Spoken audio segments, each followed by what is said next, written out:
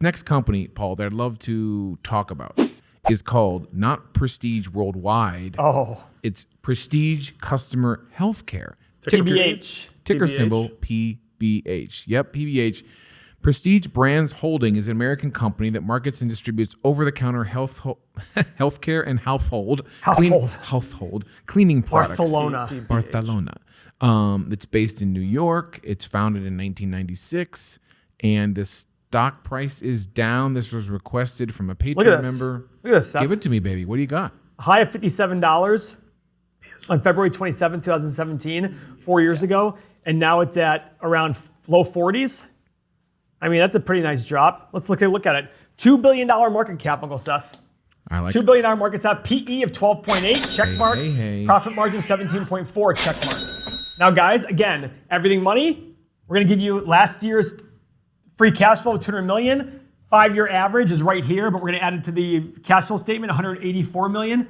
So already off the bat, it's selling for about 11 or 12 times free cash flow for the last 5 years. We have a check mark there. Pulverizer says this is a buy already. I mean, he may know more about it, but he's saying it's a buy. Let's look at. So one thing now, we're doing number 8 early because I have this information here. So right now, guys, here's the 5-year average free cash flow, $184 million. The 11, what is that, 11? What's 2,100? 2.1 billion divided by 184.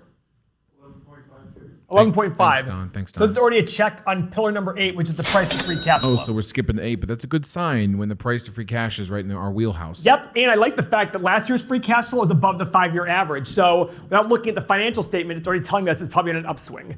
No dividend paid here, and a really, really low return on invested capital, 3.9%. That could be for a lot of reasons. When we look at the income statement, we'll understand why. PBH, Pulverizer is saying is 8 and 8 from 8 pillar company, and from the little book that beats the market, which, Paul, I looked again, Mo.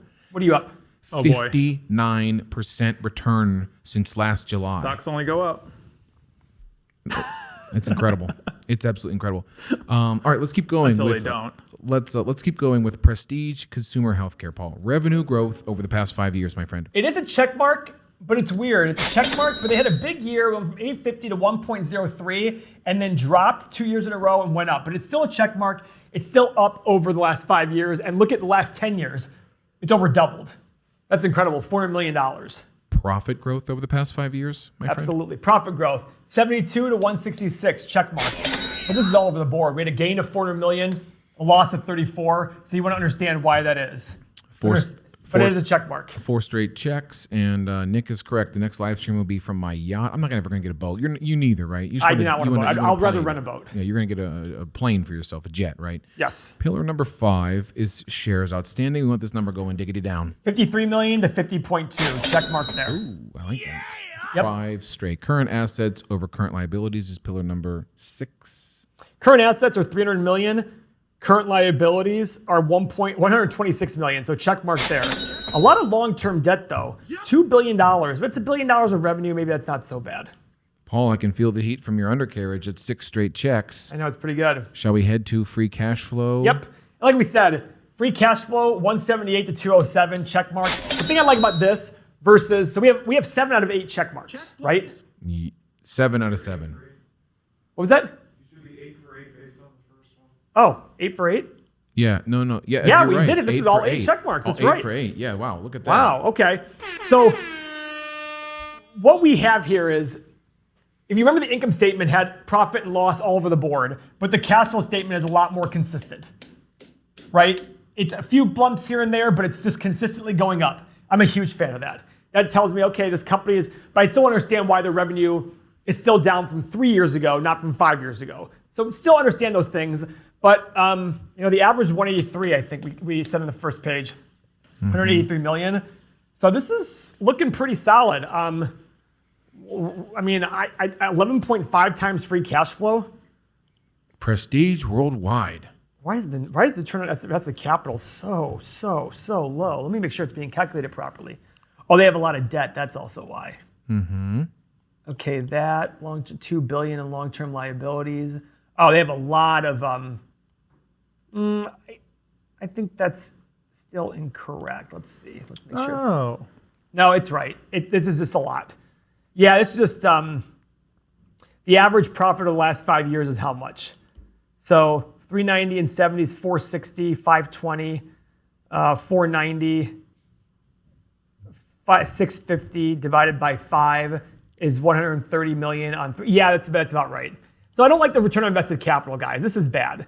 This return on invested capital is something I haven't talked about much with you guys because I want to make sure I'm accurate when I pull it up. This is the company's ability to make money off its own investments. Like, how does it use its own cash to generate income? They've invested a lot of money to generate not the greatest income. So it's at 3.9%. The return on assets, 4.8%. I don't think this would be a. Is this really a little book that beats the market stock? That's what people are saying. I don't know. I'm just surprised what they make. I didn't know that this was this company. They make the clear eyes, like the eye drops so and they stuff. do Dramamine. They do. Oh, there you go, Dramamine. They do digestive care, eye, ear, nose, and throat medicine, household cleaners, oral care. Yeah, they make Comet. Pain relief. They make Comet, skin care, boy, soap, sleep aids, women's health. Interesting. That's a lot of different stuff. For sure. This one stumped you a little bit, Paul, huh? Yeah, I mean, I like this return on invested capital as a, for those of you who are just getting the show, I'm changing the first two pillars of PE and profit margin to focus on two other things. Return on invested capital is going to be one of them. Book value growth will probably be another one. But I'm looking at the return on invested capital, and it's very, very low. A lot of value investors like Charlie Munger and other guys will sit there and say that return on invested capital is about where you'd see the company returns over long periods of time if you're paying fair value for it. So because if they're going to reinvest, it just shows how much money they make off the reinvestment of their cash. And they're showing that they didn't do very well over the last 5 years reinvesting their cash. So I don't know. It's not the. I'm not blown away by this. It seems reasonable. But doing further in depth, I understand like what's the potential for them. Why is their revenue? The reason I don't like them is the return on invested capital is low and the revenue has plateaued. I mean, it seems to just be stagnant. We have to understand why that is. If you're part of the Bid and Ask Nation, you love Trader Mo, and he's here to talk about the momentum trading with his stock. Go ahead, Mo. So this is actually our second power stock in a row, which is kind of weird for this market. But let's see, we are over all four of our major moving averages. And we're making 52-week highs. Here's a 12-month chart. So, I mean, this is another one where you are into that overbought range right here, but you have some great engulfing candlesticks in. You're making new highs. If you want to do something, you can if you get an engulfing candlestick tomorrow, maybe today, maybe this afternoon, you can go in there and buy this thing for the first time. Just make sure you're using a stop. And the only reason I say that is because you are in this overbought area. Also, your bid and ask is 5 cents. So you need to get that thing down to 1 or 2 cents at the absolute most 2 cents. That means that there's some kind of manipulation in there between the market maker and the buyer. So that needs to be 1 or 2 cents before you do something. Thanks so much for watching the video. We hope you were intrigued. If this style of investing speaks to you, click the link below to join our Patreon. As a patron, you get access to a wonderful community of like-minded investors where you can chat, connect, ask questions, and share ideas with badasses like you all over the world. The best part is you get the amazing Everything Money software. This is revolutionary, unlike any YouTube page. You can track your investments, look at stocks, and quickly run our 8-pillar analysis on any company you like. The top tier patrons get direct access to Paul and Trader Mo. You'll see their daily trades, their updated portfolios, and every options contract they write on a daily basis. We provide Patreon exclusive videos just for you, including live streams and exclusive content from our team. Our bottom patron tiers fill fast, so join today. But hey, if you don't believe me, look at all of our patrons' amazing success stories. In comparison to other financial platforms, our software is by far the best value. This is your chance to get serious about investing. If you're finally ready to level up your investing game, join our Patreon and let's start kicking ass together.